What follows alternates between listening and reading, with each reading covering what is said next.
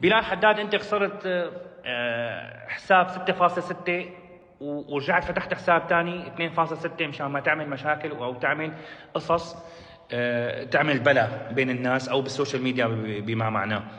بس انت هيك عم تخسر، انت هيك عم تخسر. يعني انت عم تقول بالفيديو تبع قطع الاعناق ولا قطع الارزاق، فانت انسان مضرور، فلازم يلي يضرك تضره. الدقة بالدقة، وإذا زادت الدقة زاد الصقة. يعني أنت لازم تدقه مثل ما هو دقك. ليش؟ لأنه أنت محتواك حلو، أنت محتواك رياضي، محتواك حلو، إنسان عرفان شو تعمل، إمتى تنزل فيديوهاتك، إمتى تضرب، إمتى تطلع ترند، إمتى تنزل ترند، إمتى إلى آخره. يعني أنت إنسان كامل متكمل بموضوع الرياضة وكرة القدم. أنت لازم يعني خسرت 6.6 وخسرت 2.6 وهلا ما بتعرف الانستغرام الانستا اذا هن حاطين حطاطهم عليك رح يضربوا لك الانستا لا سمح الله.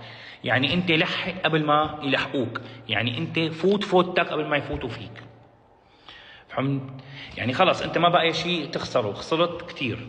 وهذا انت عندك فيديوهات جايبين ملايين المشاهدات، يعني هدول ملايين. لما بيتسكر الحساب حساب تسكير نهائي يعني بيروح حتى الارباح اللي طالعت لك من التيك توك بتروح مع الموضوع. فانت ليش معذب حالك ومعذب وشك؟ اطلع قول اسمه لهذا البني ادم يلي هو بقولوا قطع الاعناق ولا قطع الارزاق، وانا هيدا اول مره بحس فيها. وسكين، مش سكين، سكاكين ضربني بظهري وهو بيعرف حاله. بس ما اقدر احكي، ما اقدر افضح، لانه فضيحة على السوشيال ميديا حتأذيني وتأذيه.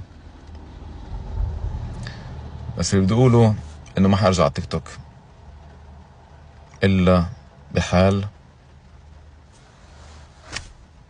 يا اما هو يفل يا اما كليا ابعد عن هيدي الادارة اللي داخل دبي. دمروني والله.